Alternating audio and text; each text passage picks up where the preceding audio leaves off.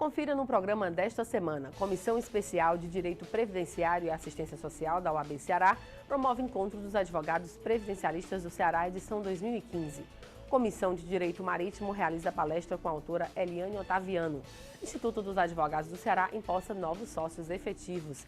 Veja os detalhes das quartas de final da 4ª Copa OAB de Futebol Society. Fique informado sobre as notícias do Judiciário Brasileiro e da Ordem dos Advogados do Brasil no programa OAB na TV Mundo Jurídico desta semana.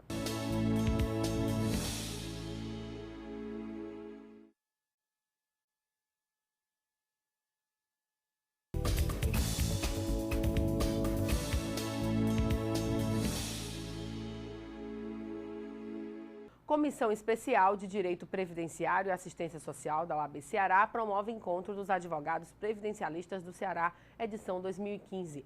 Comissão de Direito Marítimo realiza palestra com a autora Eliane Otaviano. Instituto dos Advogados do Ceará empossa novos sócios efetivos. Veja os detalhes das quartas de final da 4ª Copa OAB de Futebol Society. E você confere uma agenda com os principais eventos jurídicos de todo o Brasil. Fique informado sobre as notícias do Judiciário Brasileiro e da Ordem dos Advogados do Brasil no programa OAB na TV Mundo Jurídico.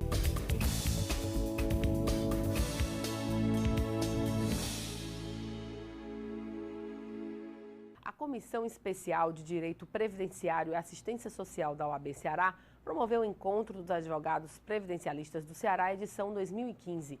O evento discutiu as problemáticas e desafios no que tange à advocacia previdenciária e, assim, construir soluções conjuntas. O encontro tratou das prerrogativas dos advogados previdenciários, discutindo um modelo de contrato de honorários e debatendo a questão da ética profissional e suas condições de publicidade e propaganda. De acordo com a presidente da Comissão Especial de Direito Previdenciário e Assistência Social da OAB Ceará, Regina Jansen, esse é um momento de fazer valer a pena as prerrogativas. E para a sociedade é relevante porque quanto mais a sociedade contém os seus direitos assegurados, mais haverá um bom desempenho. Para a advocacia previdenciária, este encontro, ele hoje congrega todas as subseções da OAB, toda a advocacia previdenciária, e é um momento realmente da gente fazer valer nossas prerrogativas. Para a sociedade é relevante porque quanto mais o advogado conhecendo as suas prerrogativas, tendo os seus direitos assegurados, ele pode assegurar também um bom desempenho, né, do direito do segurado junto ao INSS. É um pleito também que nós estamos requerendo. Então, ganha a sociedade, porque está com um advogado capacitado, e ganha o advogado porque tem todo o apoio da nossa OAB. O encontro de advogados previdenciários contou com a participação das subseções do interior do Estado, que destacaram a importância da garantia das prerrogativas para o fortalecimento da classe. Que a gente possa exercer com qualidade, capacidade, o direito dos nossos clientes. E assim, junto ao INSS, junto aos beneficiários do nosso trabalho, fazer um conjunto que saia de uma forma melhor, que eles sejam respeitados os direitos dos beneficiários, assim como nós temos direito a entrar em qualquer local, porque hoje em dia a luta contra o INSS, existem muitos servidores que, de certa forma, veem o advogado assim como um inimigo e tal, e a gente quer garantir as nossas prerrogativas junto a esses órgãos e garantir que o nosso trabalho seja respeitado. A importância para a gente é termos respaldo da nossa casa OAB, de que vamos prestar um serviço para a população da forma que melhor contenha ao interesse do próprio cidadão. Então, aqui nós estamos discutindo as nossas prerrogativas. Se nós estamos trabalhando com mais clareza, ganha a sociedade e ganha o profissional. Isso faz com que a gente crie um elo, né, entre toda a comissão, entre todos, pelo menos alguns, a maioria dos advogados previdenciários, né, colocando que juntos podemos ser bem melhor, unidos, né, podemos representar bem melhor esse ramo do direito aqui no nosso estado. Quando a gente vem num encontro como esse, nós levamos muitas informações que podem agilizar o trabalho não só do INSS, como da seara judiciária, e com isso ganhamos todos, ganham as pessoas que vão à procura não só da via administrativa, como também judiciária, através do advogado previdenciarista. Vamos à palavra do presidente com o advogado Valdetário Andrade Monteiro, presidente da OAB Ceará.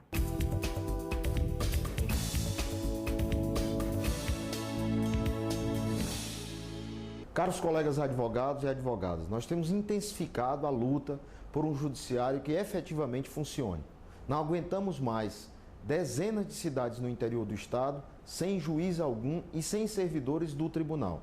Estivemos reunidos com a desembargadora Iracema, trazendo aqui os reclames de todos os presidentes de subseccionais. Aguardamos agora que parte dessa pauta seja cumprida de imediato e obtivemos também uma resposta muito importante para a advocacia. A partir de agosto, o Tribunal de Justiça começa a chamar cerca de 80 magistrados desses concursos que está em andamento. Isso é muito importante para nós, para permitir o fortalecimento da advocacia e o retorno do funcionamento do Poder Judiciário Estadual no interior do Estado. Estamos castigados pela ausência de juízes, ausência de servidores concursados, e se há um concurso em andamento, é muito importante que esses servidores sejam chamados, treinados e comecem logo o exercício dentro do Poder Judiciário Estadual.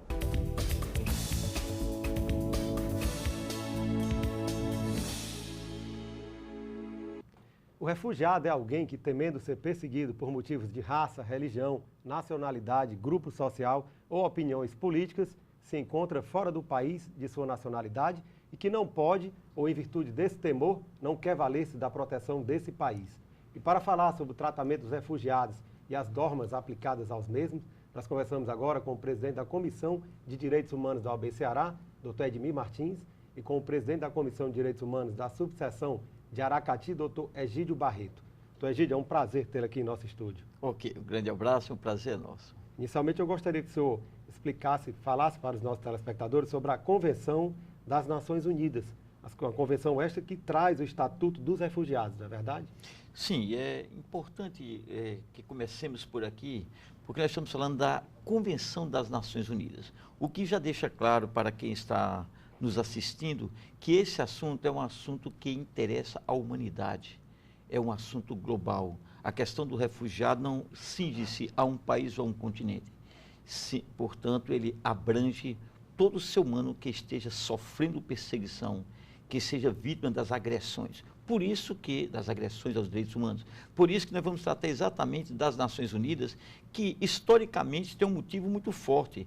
Esse, em 1951, quando há este encontro e que nasce o Estatuto do Refugiado, é posterior à Segunda Guerra Mundial. É por conta disso, e aí já vamos adiantar, que depois da Segunda Guerra Mundial nós estamos vivendo o maior momento, a maior leva de refugiados.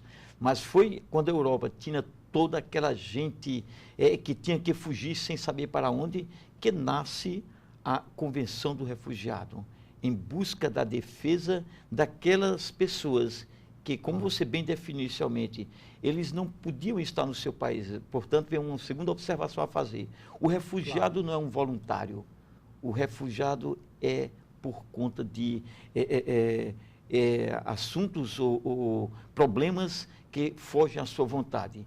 Ele sofre por não poder estar em seu país. O senhor falou que nós estamos vivenciando a maior leva de refugiados. É verdade. O senhor tem números, tem uma estimativa de quantos refugiados há no mundo e quantos no Brasil? Na verdade, a Anistia Internacional tem um levantamento de que existem já hoje 50 milhões de pessoas que estão deslocadas. O que está deslocado? Não poder estar em seu país, não poder estar em sua região, às vezes está em seu país, mas deslocado. E desses 50 milhões, pelo menos 16 milhões já está na condição de refugiado. Ou seja, a comunidade internacional tem um grande problema. Parece-me que a humanidade não está olhando de forma humana para os seres humanos. Doutor Edmir, qual a sua percepção sobre essa questão dos refugiados e qual tem sido a preocupação da OAB Ceará por meio da Comissão de Direitos Humanos no que diz respeito aos refugiados? Primeiro, é um prazer imenso estar aqui na TV OAB novamente, assim, dizer da satisfação e de encontrar uma pessoa maravilhosa como o Egídio, né, que está lá na subseção de Aracati, mas é um conselheiro estadual da Ordem dos Advogados, que tem um papel, historicamente, como um grande lutador dos direitos humanos no estado do Ceará, no Brasil de uma forma geral. Olha, acho que a preocupação é de todos nós, né? Ela não interessa um segmento do ponto de vista territorial. Eu acho que a dimensão de quando você trata a questão dos direitos humanos, você avança em todos os setores, independentemente da territorialidade, seja ele de que país, seja ele de que etnia, de condição econômica ou condição social. Nós temos que ter a compreensão, mesmo estando no Brasil, num país com seus desencontros e desníveis dos mais absurdos possíveis, abissais, econômicos, políticos, educacionais, enfim. Mas nós temos que ter a noção de que o Brasil, apesar de estar longe desses grandes blocos territoriais de refugiados, não pode se cingir apenas à sua territorialidade enquanto Brasil. A dignidade da pessoa humana, das convenções internacionais, dos tratados internacionais, da anistia internacional, nos obriga, enquanto membros da ONU, né, de forma, eu diria assim, ativa e participativa, que o Brasil tem uma responsabilidade. E trazer esse tema para essa discussão, Hervéld, simboliza, logicamente, a preocupação da Ordem dos Advogados do Ceará, do Brasil de uma forma geral, que o tema trata da dignidade da pessoa humana. Às vezes nós estamos na televisão assistindo àqueles transporte via marítimo, né? Ou nas próprias fronteiras do país, e nós nos deparamos, e até essa semana eu assistindo, e eu observava assim, nossa, quantas crianças, quantas mulheres, velhos, idosos, porque se atinge mais as pessoas mais fracas, aquelas que não têm poder econômico, aquelas que não têm força política, e são as que mais sofrem com isso. Então, eu acho uma questão importante para nós discutirmos e elaborarmos, e aí até uma propositura de encaminhamento via Ordem dos Advogados a Brasil, para que a gente possa dar a nossa contribuição, que eu diria que é uma guerra, praticamente uma guerra. O Egídio sabe muito bem disso. Na hora que eu tiro você do seu habitat, retiro toda a sua existência cultural, destruo toda a origem do seu nascituro, dos seus valores culturais, morais, sociais, e te coloco para o mundo, você acaba com a dignidade de qualquer pessoa. Você destrói os laços territoriais, principalmente, mas o mais importante, que eu acho que a Ordem tem essa preocupação, é essa questão da dignidade da pessoa humana, que é uma luta incessante da Ordem dos Advogados. Doutor Egídio, a grande maioria do grupo de refugiados é formado por mulheres e crianças. Eu gostaria que o senhor respondesse logo após um breve intervalo. Você sabia? A OAB Ceará firmou parceria com a Sescap Ceará, que auxilia o advogado a adquirir a certificação digital.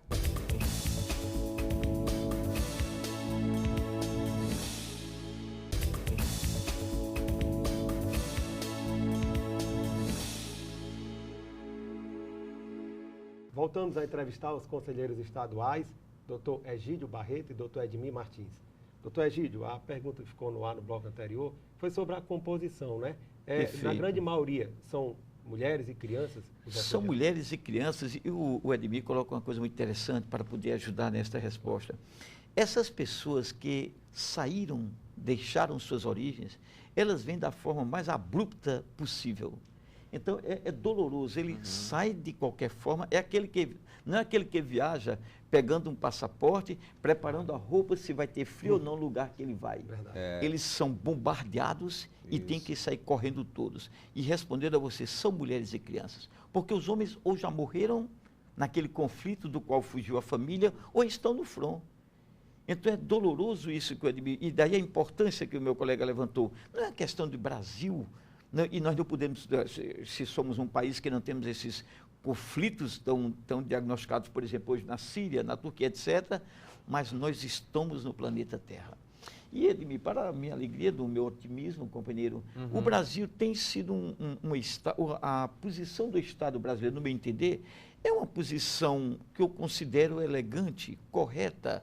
Claro que temos que avançar mais. Por exemplo, nós estamos vendo aí no Acre a grande chegada de pessoas do Haiti. Isso. Nós tivemos uma recepção muito grande de sírios que agora estão trabalhando em São Paulo. E que migram pelos outros estados. São Paulo, sai, tem inclusive um conflito entre os estados sobre aceitar ou não, que até eu acho um absurdo muitas vezes, porque são seres humanos, né? É verdade. Nesse aspecto aí, por exemplo, Edmir, voltando, na ONU, qual a posição do Estado brasileiro quando nós tratamos a nível internacional? Gostei muito da posição do Estado brasileiro, através da presidente Dilma Rousseff, que na última Assembleia Geral da ONU propôs o diálogo. Mas a grande potência americana disse, não, nós não dialogamos com ele, nós temos para ele armas e bombas. E parece que a violência não está resolvendo aquele problema. A posição do Estado brasileiro na ONU foi que houvesse diálogo. Não houve diálogo, não está havendo diálogo. Como fica a situação daquelas pessoas que são encontradas em águas internacionais? Porque me parece que tem uma condição, ele tem que estar dentro do território para poder ter a condição de refugiado, não é verdade? Pois é, a gente conversava, é o seguinte, legalmente existe oposição. Quando você pisa em solo brasileiro, por exemplo, você pede a condição de refugiado. Mas, dada essa situação, a comunidade internacional percebeu o seguinte: não é preciso mais pisar em solo ou em mar territorial. Com essa questão agora, você é encontrado no mar, você já pode ser acolhido na condição de refugiado.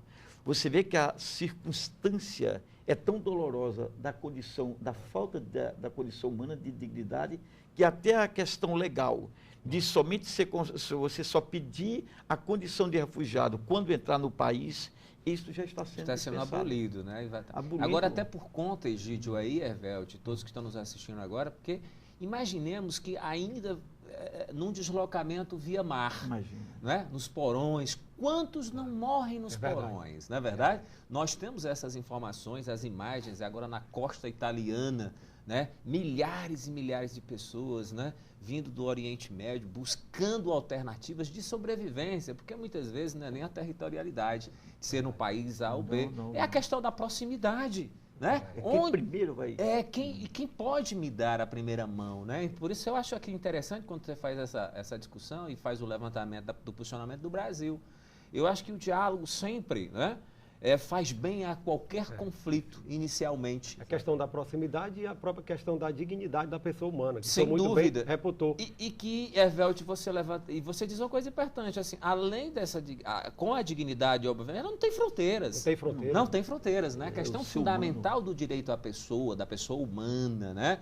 Da Declaração Universal de Direitos do Homem, ela também, como instrumento de normatização das posturas internacionais e dos Estados nacionais, de garantir o respeito a essa dignidade. Então, não tem fronteiras, na realidade. Com certeza. Doutor Egídio, um outro princípio que deve reger o trato nessa questão dos refugiados é o princípio da não devolução, não é verdade? Importantíssimo, claro.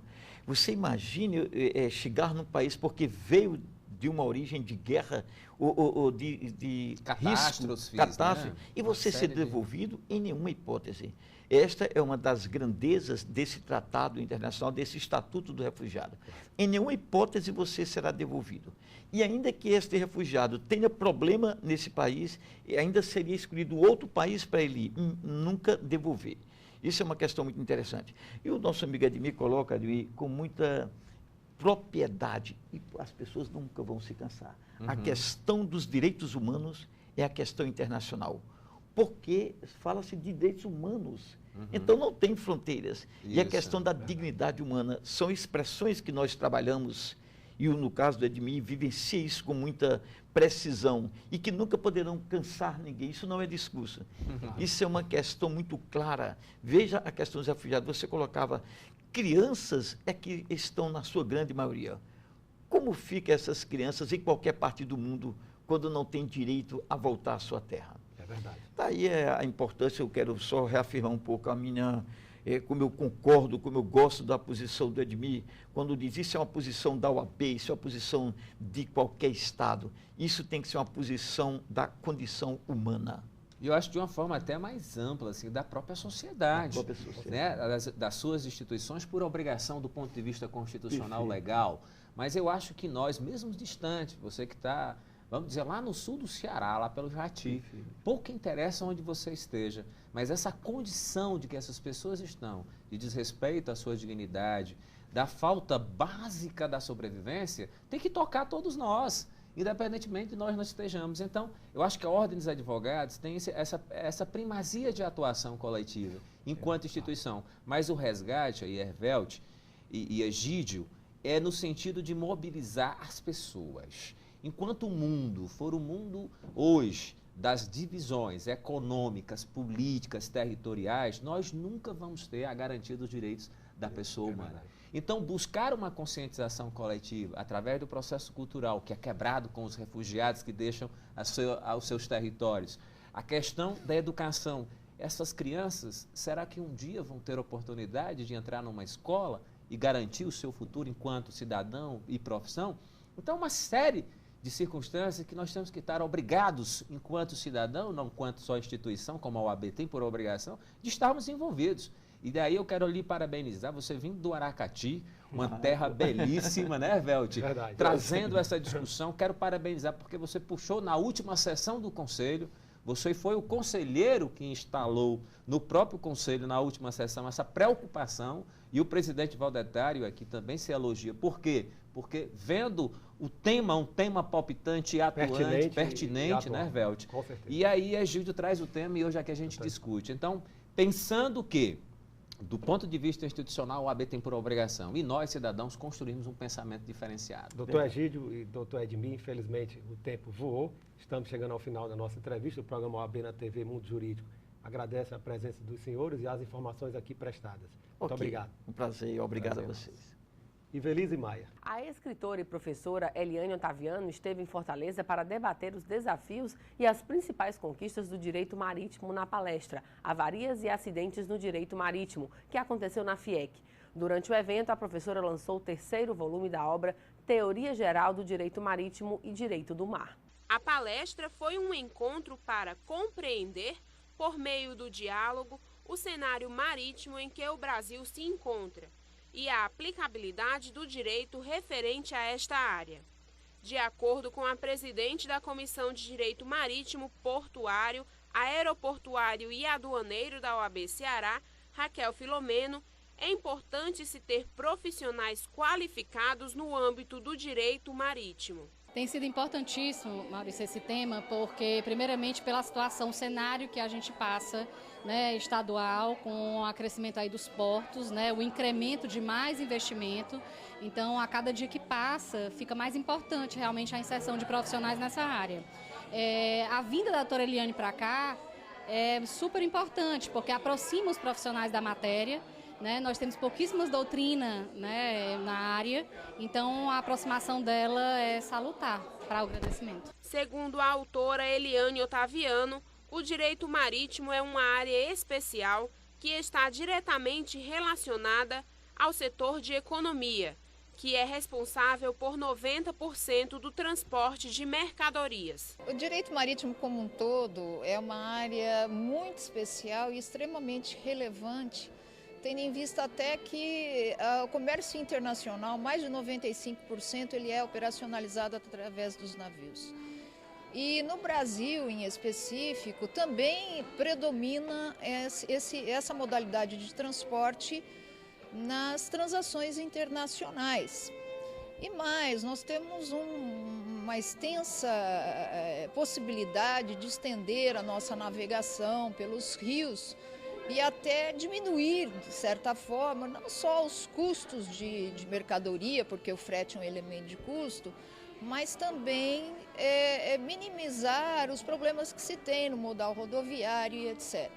Então, desde que eu comecei a me dedicar a essa área, eu notei que o Brasil, ele não, no direito brasileiro como um todo e na América Latina, era um ramo do direito relegado a segundo plano, mesmo com toda esta importância. A obra configura-se como um instrumento de pesquisa e referência para profissionais, professores e estudantes de direito marítimo e direito do mar. Surgiu o 3º volume como um desdobramento dos volumes anteriores, mas muito mais profundo em alguns aspectos que antes eu julguei que ou nem tinha essa pretensão, digamos assim, de ir tão longe, né? A minha pretensão era de um manual e não uma obra mais profunda, mas foi exatamente a necessidade de mercado e a minha necessidade pessoal, que eu sou professora da área, de formação e informação, que me fez ampliar. E, principalmente, o apoio que eu recebo dos colegas, como agora da doutora Raquel, da Comissão de Direito Marítimo, de Fortaleza, que eu soube da formação dessa comissão e isso me deixa muito feliz porque nós estamos formando uma corrente de profissionais.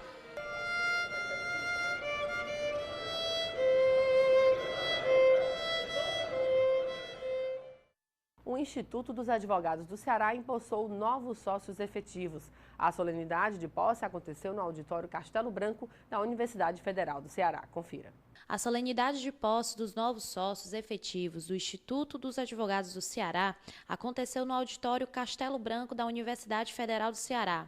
Os novos sócios empossados foram o presidente da OAB Ceará, Valdetário Andrade Monteiro, o secretário-geral da instituição, Jardson Cruz, o presidente do Tribunal de Ética e Disciplina da OAB Ceará, José Damasceno Sampaio, e o advogado Roberto Vitor Pereira Ribeiro. De acordo com o presidente da Ordem, o Instituto tem o dever de fomentar cada vez mais a cultura do estudo jurídico no Ceará, possibilitando o diálogo entre os acadêmicos e a sociedade. A OAB Ceará não tem medido esforços no sentido de assegurar as prerrogativas dos advogados. E para falar sobre as principais ações desenvolvidas em defesa da categoria, nós conversamos agora com o coordenador do Centro de Apoio e Defesa do Advogado e da Advocacia, Dr. José Navarro, e com o advogado do Centro de Apoio, Dr. Robson Sabino. Dr. José Navarro, é um prazer tê-lo aqui de novo no estúdio conosco. É uma satisfação nossa poder estar aqui novamente falando sobre o Centro de Apoio e Defesa do Advogado. Inicialmente, eu gostaria que o senhor falasse um pouco sobre o atendimento do advogado no âmbito da Justiça Estadual. Como é que está essa questão? Evelto, nós temos uma certa dificuldade no âmbito da Justiça Estadual, inicialmente porque a estrutura hoje do Judiciário Cearense ela é ainda precária. Eu gosto muito de comparar a estrutura da Justiça Estadual com a estrutura da Justiça Federal. Hoje, se nós pegarmos, por exemplo, uma vara cível estadual, ela tem um acervo médio de 6 a 8 mil processos. Isso para um magistrado e uma média de 4 servidores, um analista e outros servidores que compõem a unidade jurisdicional. Comparando com a Justiça Federal, nós temos cada vara com 2 magistrados, né, o titular e o auxiliar. Temos uma média de 15 a 20 servidores, isso para um acervo muito menor, de 1.000 a 2.000 processos. Então, é natural que esse atendimento ele seja realmente precário, né, em função da defasagem, principalmente de servidores. Isso acaba acarretando algumas situações, muitas vezes o magistrado até tentando, né, buscar alternativas para otimizar o tempo ou coisa do tipo, ele acaba até violando, às vezes até involuntariamente, mas acaba violando prerrogativas do advogado.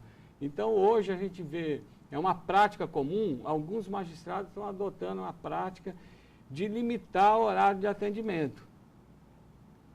Aí um magistrado atende lá de segunda e quarta-feira pelo período da manhã, o outro de terça e quinta à tarde, o outro atende das 11 ao meio-dia, o outro no final da tarde. Então, o advogado que tem diversos processos em diversas unidades, no Fórum Clóvis Bevilacqua, por exemplo, ele tem que se deslocar e se adequar ao horário do magistrado. Então, isso, embora às vezes até bem intencionado, isso fere a prerrogativa profissional do advogado. E de certa forma, se não inviabiliza, acaba com certeza dificultando o exercício da advocacia. Exatamente.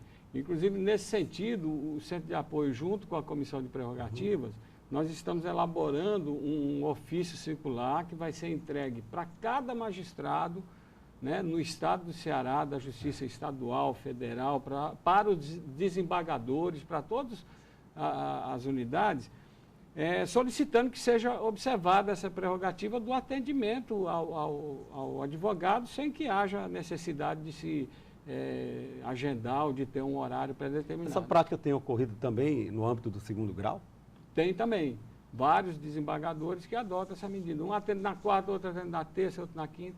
Então, é isso que a gente busca tentar solucionar de uma maneira que possa, né, que seja prestado um atendimento adequado, tanto ao advogado como ao jurisdicionado.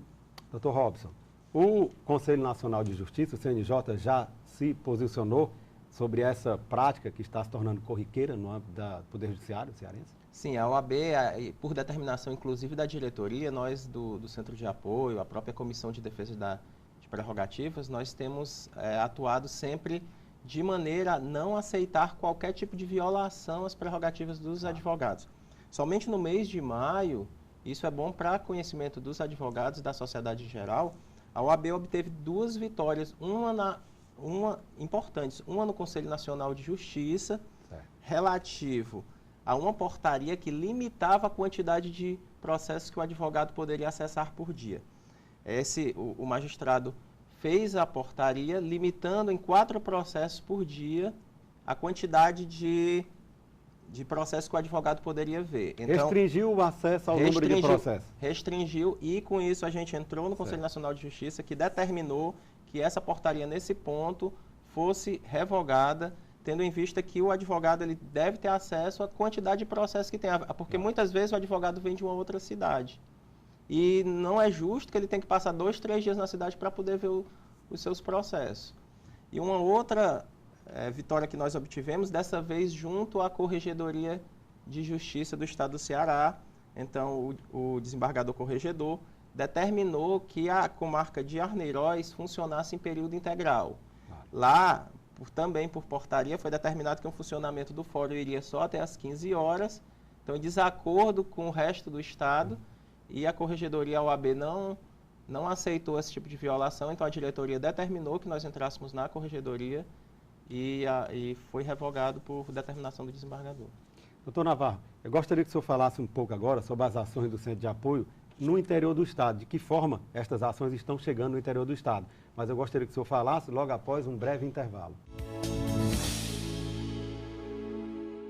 Você sabia? O Centro de Apoio em Defesa aos Advogados e da Advocacia oferece suporte aos profissionais que estão sendo tolhidos no diz respeito aos direitos e prerrogativas.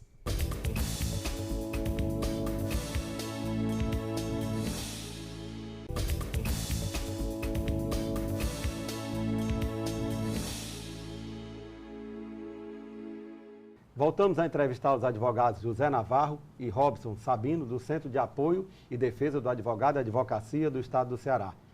Doutor Navarro, no bloco anterior, a pergunta que ficou no ar foi sobre as ações do Centro de Apoio no interior do Estado. De que forma estas ações estão chegando no interior do Estado? Existe um interesse, né, da diretoria da OAB em difundir as ações do Centro de Apoio no âmbito do interior do Estado. Nós já tivemos algumas subseções, inclusive já contam com representantes do Centro de Apoio. Nós já realizamos, né, nos últimos meses, várias caravanas para verificar a situação nos locais, né? Já estivemos no Crato, já estivemos em Juazeiro do Norte, já estivemos em Iguatu. Agora, na próxima sexta-feira, nós estaremos em Sobral também. E quando a gente se desloca para esses locais junto com a diretoria das subseções locais, a gente procura fazer uma visita aos fóruns, às delegacias, aos locais mais importantes de atividade do advogado, para a gente detectar, conversar com os advogados e detectar os principais problemas. Para a gente, em conjunto com a subseção, a gente tentar adotar medidas no sentido de facilitar, de melhorar a atividade profissional do advogado naquele local. E diga-se de passagem que esta tem sido uma grande tônica da atual diretoria da OAB Ceará, a defesa de forma intransigente das prerrogativas dos advogados cearenses. Sem dúvida, nós tivemos aqui, nós recebemos assim uma incumbência, né, de não deixar passar nenhum tipo de violação à prerrogativa, a gente deixar que ela tenha uma manifestação da entidade, né? Claro. Então a gente tem feito nesse sentido, né, um trabalho de, sempre que chega, tem um atendimento prestado pelo Centro de Apoio, sempre que chega a demanda, a gente tem um retorno de maneira imediata naquele caso concreto. Doutor Robson, como tem sido a relação dos advogados cearenses nas delegacias? Como é que tem se desenvolvido o trabalho? Tem sido mais tranquilo? Pronto, a gente tem feito 2 tipos de trabalho. O preventivo, que é através de visitas às autoridades para que façam portarias, delimitando e mostrando aos delegados, aos inspetores, aos escrivães, como deve ser o tratamento aos advogados. E a gente tem sempre sido bem recebido e somos atendidos quando isso acontece, mas também tem aqueles casos pontuais. Então, quando acontece um caso pontual, o que é que a gente tem feito? A gente tem buscado de imediato fazer o acompanhamento ao advogado, inclusive indo ao local, independentemente do horário.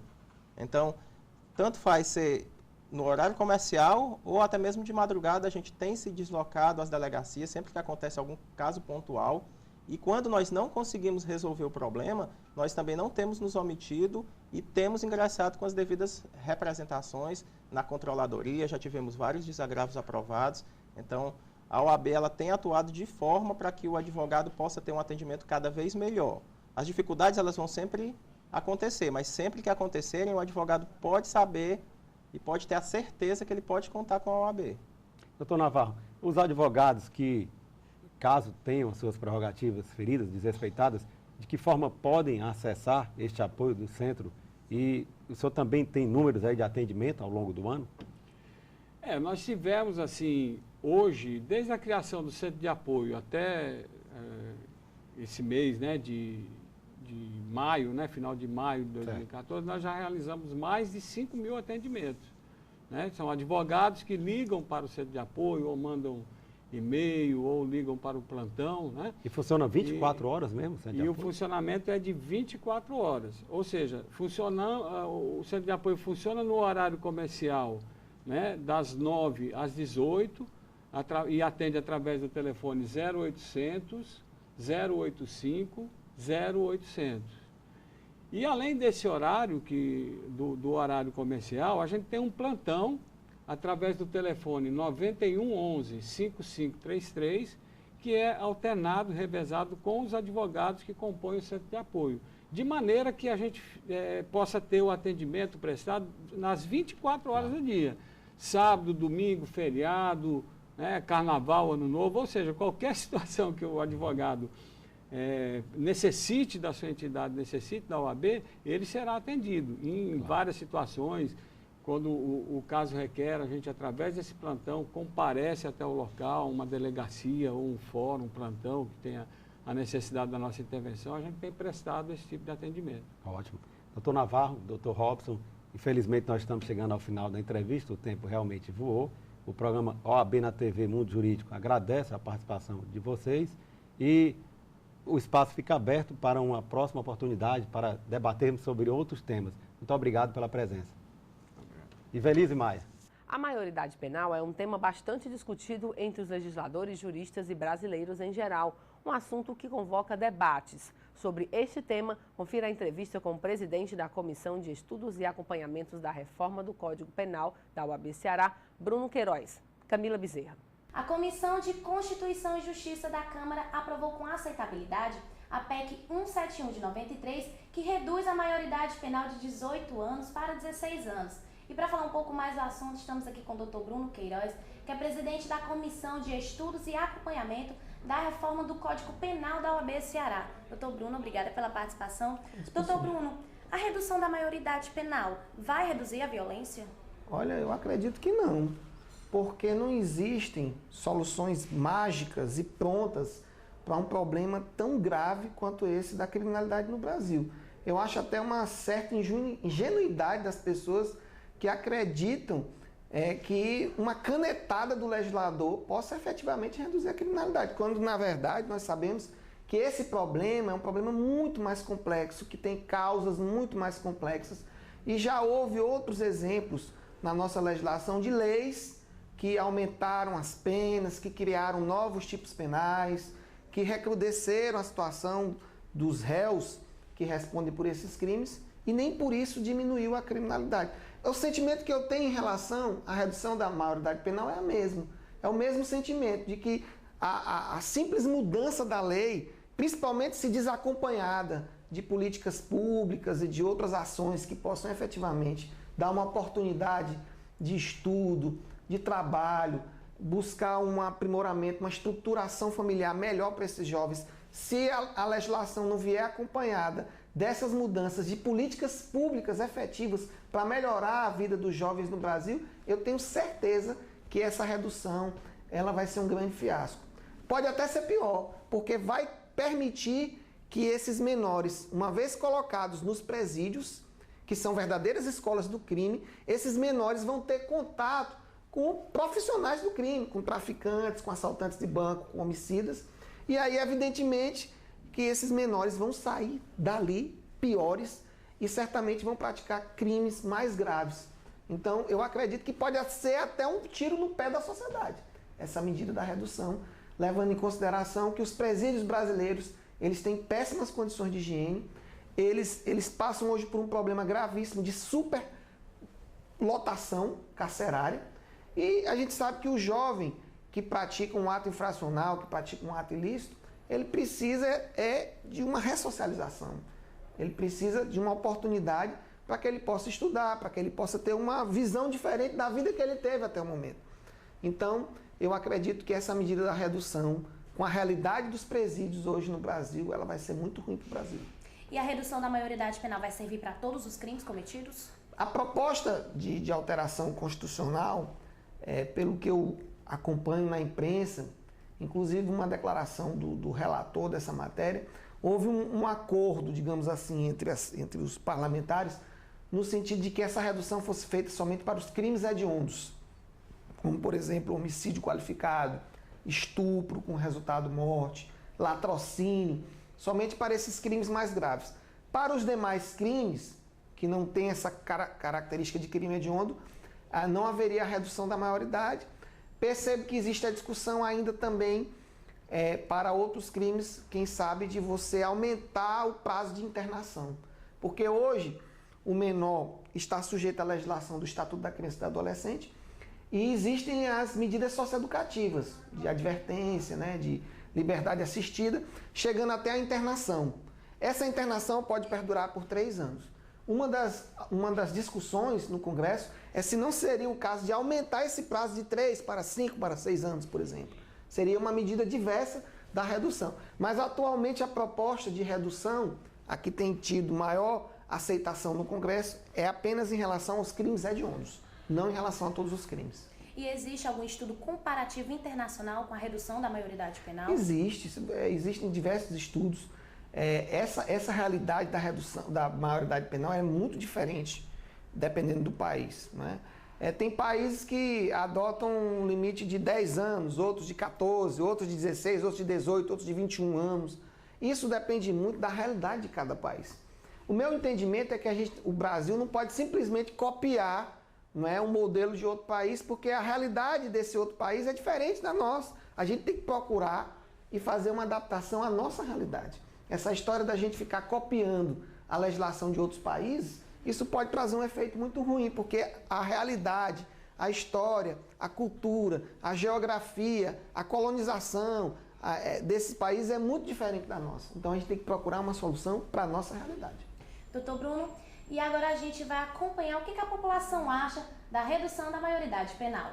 Eu sou a favor, porque do mesmo jeito que eles praticam os atos dele, eles devem pagar por isso. Porque eu acho que o Brasil, principalmente o nosso estado, que está muito perigoso devido a esses delinquentes, eles devem pagar por isso. Absolutamente contra, porque a nossa juventude precisa de muita coisa mais. Ela não pode ser assim, ela não pode realmente assumir toda a responsabilidade de tudo que está acontecendo nessa nossa terra. Eles precisam de educação, saúde. Agora mesmo passei ali pela praia, um bando de jovens jogados na areia, como se fosse lixo. E aí a gente diz, não, vocês têm que ir para a cadeia. Aprender o quê? Eu sou a favor porque a situação que a gente está passando hoje no país está cada vez pior, né? Os traficantes, os criminosos estão se apoiando cada vez mais nos menores de idade para poder cometer os seus crimes. No último sábado, dia 20 de junho, aconteceram as quartas de final da 4ª Copa OAB de Futebol Society no Centro de Treinamento Esportivo do Nordeste, em Itaitinga. A competição é organizada pela Comissão de Esporte e Lazer da OAB Ceará. A 4ª edição da Copa OAB já está chegando ao fim. 4 dos 16 times inscritos para a competição disputam a semifinal. Em campo, CLC, P14, Luizinhos e Real Advocacia podem ser um dos vitoriosos desta competição. O presidente da comissão, Fábio Coutinho, ressaltou que o campeonato é um momento de lazer, mas também tem o objetivo de possibilitar que os advogados possam participar posteriormente da Copa Nacional da OAB. A Ordem dos Advogados do Brasil, Seccional Ceará e a Caixa de Assistência dos Advogados do Ceará, CAASSE, possuem um convênio firmado com o Programa Nacional de Modernização da Advocacia, PROMAD, para levar tecnologia até o seu escritório. Através dele, você tem acesso ao sistema jurídico e ao site do advogado, de forma gratuita, por no mínimo 6 meses. Caso você seja recém-formado, esse prazo pode chegar até 2 anos. Participe cadastrando-se em www.promad.adv.br e faça como quase 80 mil colegas advogados em todo o Brasil. Você conhece o plano de previdência complementar da OAB Ceará? A OAB Prev Ceará surgiu do anseio da Ordem dos Advogados do Brasil e da Caixa de Assistência dos Advogados do Ceará em oferecer um plano de previdência complementar desenvolvido exclusivamente para atender às necessidades dos advogados cearenses.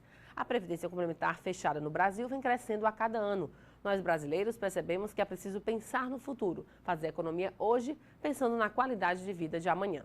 A OAB Prev Ceará funciona como uma poupança. É um investimento de longo prazo em que você pode acompanhar através de extratos a rentabilidade de seus investimentos. Por isso, não perca tempo, faça já o seu plano de previdência complementar e garanta o seu futuro. Mais informações é só ligar 3464-3991.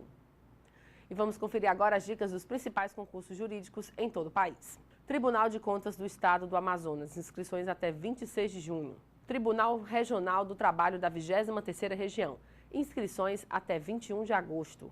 Confira agora a agenda com os principais eventos jurídicos de todo o Brasil. 5º Seminário de Direito Administrativo, de 6 a 8 de agosto, na Universidade de São Paulo, Faculdade de Direito de Ribeirão Preto. Mais informações, 3315-9128. 13º Congresso Brasileiro de Direito Internacional, de 26 a 29 de agosto, na Universidade de Fortaleza. Mais informações, 85-3477-3058. 15º Congresso Brasileiro de Direito do Estado, dias 23, 24 e 25 de setembro, no Rio de Janeiro. Mais informações, 0800-707-5246. E o programa de hoje termina aqui. Lembrando a você que o programa da Ordem dos Advogados do Brasil, Secção Ceará, é transmitido na TV Fortaleza, canal 61.4, às quartas-feiras, às 19 horas, com reprise às quintas, às 7 da manhã e aos sábados, às 13 horas.